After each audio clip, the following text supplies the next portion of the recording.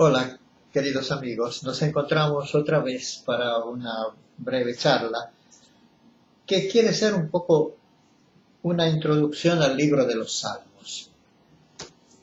Es un libro de 150 pequeños poemas, digamos así, que, que no tiene un orden, un desarrollo, un orden progresivo, sucesivo. Es una colección de colecciones. Así que no es tan simple encontrar un hilo que conduzca a los salmos. Entonces yo opté para hacer algunas charlas, no empezando por el libro de los salmos y su organización y los salmos, cómo se dividen y cuál es el género literario, sino empezamos por algunas cosas prácticas, concretas, que son muy poderosas, pero también dentro del pensamiento del Antiguo Testamento y la espiritualidad también del Nuevo Testamento. Y después pasaremos, una vez que conocemos estas grandes ideas que están dentro del libro del Salterio, que son fundamentales en el Antiguo y en el Nuevo Testamento, después al final sí hacer una visión genérica más desde arriba de todo el Salterio y ver si más o menos cómo está hecho. Pero la importancia del Salterio no está en las colecciones de los salmos ni en el tenor un poco, digamos así, a veces romántico, a veces un poco doloroso de la persona que se siente perseguida o del que está desamparado o la búsqueda de Dios para que nos ayude, sino más bien el salmo también, que es la parte para mí más poderosa, el salmo como profecía. Son proféticos estos salmos, porque son lo que introducen ideas que después son absolutamente fundamentales dentro de todo la manera, el punto de vista cristiano sobre el mundo y la historia. Entonces empezaríamos así. La primera idea fundamental que viene de los salmos es la idea del Mesías. Mesías es una palabra que, supongamos, yo me paro en la iglesia y digo, queridos hermanos, Jesús es el Mesías. Y después espero la respuesta de la gente, todos me miran y dicen, ¿y esto qué es? En realidad, no sabemos qué hacer con esta palabra, pero es tan importante esta palabra que se pegó al nombre propio de Jesús, que es Jesús. Por eso se dice Jesucristo, que ya es una palabra única, es su nombre. Y este nombre está compuesto por dos verbos. Uno, el verbo que está a la raíz de la palabra Jesús, y el otro está a la raíz de la palabra Mesías. El primero es el verbo salvar. Entonces Jesús, quien es el Salvador. Y el Mesías, Mashiach en hebreo, en griego fue traducido Christos, que quiere decir ungido, como también en hebreo quiere decir ungido. Y entonces el nombre de Jesús sería el Salvador, Mesías, ungido. Pero mientras el primero es muy claro, el Salvador murió en la cruz y nosotros gracias a él se nos abrieron esperanzas infinitas, con la palabra Mesías, ungido, la verdad, mucho no sabemos qué hacer. Para hacerla breve, yo le diría, Mesías quiere decir el que guía la historia humana. Y esto es un dato fundamental, porque la historia humana parece caótica y lo es. Y uno no sabe más hasta dónde estar y dónde no estar, porque tanta cabeza, tantas ideas. Pero al final estas ideas se transforman en hechos, los hechos en historia, y ahí vamos adelante como haciendo lo que podemos. Y necesitamos saber que hay uno que maneja toda esta enorme variedad de hechos, ideas, acontecimientos, y que le da un sentido, le da un sentido hacia dónde vamos con esta historia. Entonces la palabra Mesías responde a esta pregunta. ¿Hacia dónde vamos? ¿Qué sentido tiene la historia? Lo caótico de la historia. Entonces empezaríamos, el salmo que nos da el primer empuje en esto es el Salmo 2. El Salmo 2 es un salmo mesiánico, se llama, y es que introduce la idea del Mesías. ¿De qué tiempo es este salmo? Podría ser, según los estudios más serios, creo yo, tiene un núcleo central que podría ser del 900 antes de Jesucristo, del tiempo de Salomón.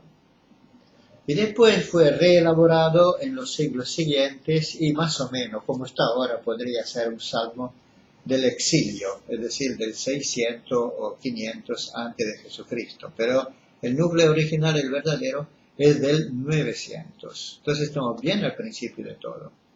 Y podría haber sido compuesto en el momento de la intronización de Salomón, el hijo de David. Sí. Entonces el salmo dice así: ¿por qué se agitan las naciones y los pueblos mascullan planes vanos? Qué pregunta, ¿eh? Hoy todavía se podría preguntar exactamente la misma cosa. ¿Por qué tanto agitarse de ideologías, de políticas, de economías? Y sigue el salmo diciendo: se yerguen los reyes de la tierra y los caudillos conspiran aliados contra el Señor y contra su ungido. La presentación de esta palabra, hay dos personas. Uno es el Señor, Adonai, pero el otro es su ungido. ¿Y qué dicen estos reyes que mascullan planes vanos? Rompamos sus coyuntas, sacudámonos su yugo. Sí, es una rebelión. Rebelión contra uno que maneja la historia. Entonces responde ahora el salmista: el que se sienta en los cielos se sonríe, el Señor Adonai se burla de ello. Luego le habla y dice: miren, yo tengo ya consagrado mi rey en Sion, mi monte santo. Tiene consagrado su rey. ¿Quién es este rey que tiene consagrado? Bueno, históricamente podría ser Salomón, pero dentro del profetismo que tiene este salmo, tiene una referencia más allá de Salomón.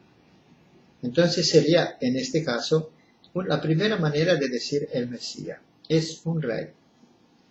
Tanto es así que en este mismo salmo, en el versículo 7, el salmista dice: ahora les anuncio cuál es la voluntad del Señor, el decreto del Señor.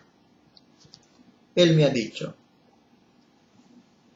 Y acá las palabras, en poética, la poética cambia un poco la persona sin avisarte.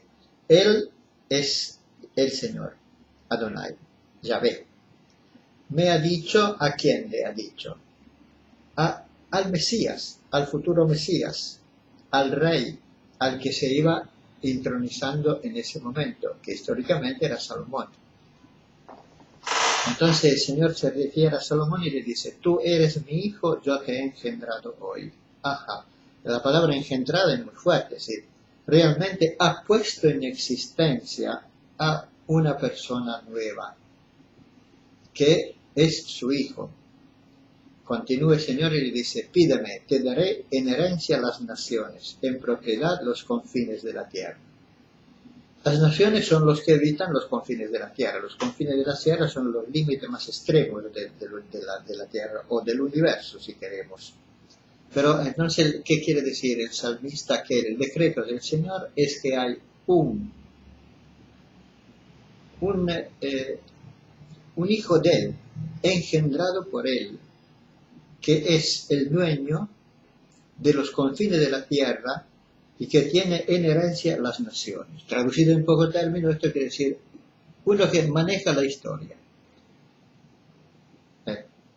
Y esta potencia que tiene en manejar la historia la expresa con un versículo que dice: con cetro de hierro los quebrarás como vasos de alfarero. Es decir, estos reyes de la tierra que mascullan planes vanos, en realidad, frente a este Mesías, a este hijo del Señor, son como cerámicos, se rompen por cualquier golpe. Entonces el consejo final: reyes comprendan y y se corrijan, sirvan al Señor con temblor, besen sus pies, no se irrite y perecerán en el camino. Venturosos los que a él se acogen. Este salmo entonces nos presenta la figura del Mesías. Ese salmo ya al principio. Y esta es una profecía. ¿Dónde podemos encontrar después otra vez esta profecía? Esta profecía reaparece siempre hablando del Mesías en el Salmo 45. El punto de vista ahora no es más yo te he engendrado hoy y te daré en herencia los confines de la tierra. En el Salmo 45 pasamos ya a que este Mesías ya es más grande, es otro rey. Y este salmo podría ser un salmo del tiempo de Josías, es decir, del 600, antes de Jesucristo. Y es un epitalamio real, es decir, en el momento de la boda de este rey. Entonces, este salmo, que también habla del Mesías, empieza con una introducción un poco más poética, porque dice: bulle mi corazón de palabra graciosa, voy a recitar mi poema para un rey. Entonces, él empieza el salmo diciendo: eres hermoso, el más hermoso de los hijos de Adán. La gracia está derramada en tus labios, por eso Dios te bendijo para siempre. En el Salmo 2 había empezado: te quebrarás a los reyes con una espada de hierro. Acá el punto de vista es de la belleza. Eres hermoso, el más hermoso. Pero después le dice: ciñe tu espada a tu costado. Es tu gloria, tu esplendor, marcha, cabalga por la causa de la verdad, de la piedad, de la justicia. Ahora le está haciendo el programa de este Mesías. Es un Mesías que viene en la historia para llevar la historia a la verdad, a la piedad, a la justicia. Después le sigue diciendo: tu trono es divino, para siempre, jamás. A esta altura me lo mandó ya a un nivel mucho más grande que el humano. Tu trono es divino, para siempre, jamás. Un cetro de equidad, un cetro es de tu reino. Amas la justicia, odias la impiedad. Por eso, Dios, tu Dios, por eso, Dios. ¿A qué se refiere este primer Dios? Y se refiere a esta persona que está celebrada en su día de bodas, en su día de consagración a ser el Mesías que trae la justicia sobre la tierra. Y no tiene problema el salmista en proclamarlo Dios. Podríamos decir este salmo así: por eso tú, que eres Dios, has sido ungido por tu Dios con óleo de alegría más que tus compañeros. Mirra y aloe y casia son todos tus vestidos. Un perfume extraordinario. Entonces, este otro salmo vuelve a hablar del Mesías. Y un último salmo también hablaría del Mesías, que sería el Salmo 23. Este salmo tiene una expresión interesante. Cuando ya un salmo desde el punto de vista no del Mesías, sino de nosotros que somos los que Él viene a cuidarnos. Porque lo llama pastor. El Señor es mi pastor, nada me falta. Hacia aguas de reposo me conduce y conforta mi alma. Aunque pase por valle tenebroso, ningún mal temeré, porque tú vas conmigo. Tu callado y tu vara me sosiegan. Esta entonces es un poco la respuesta del creyente, yo diría, a este anuncio de este salmo sobre este Mesías, que es declarado hijo adoptivo del Señor en cuanto a Salomón. Pero después el Salmo 45 me lo llama Dios, entonces más allá de Salomón. Es un Dios, y este Dios es el pastor. En el código de Hammurabi, que es un código del 1750 antes de Jesucristo, Hammurabi mismo en el prólogo se denomina pastor de los pueblos. Que entonces la palabra pastor sería un sinónimo de rey. Entonces el Salmo 23 lo atribuye a este Mesías. El Señor es mi pastor, nada me falta. Aunque pase por valle tenebroso, ningún mal temeré.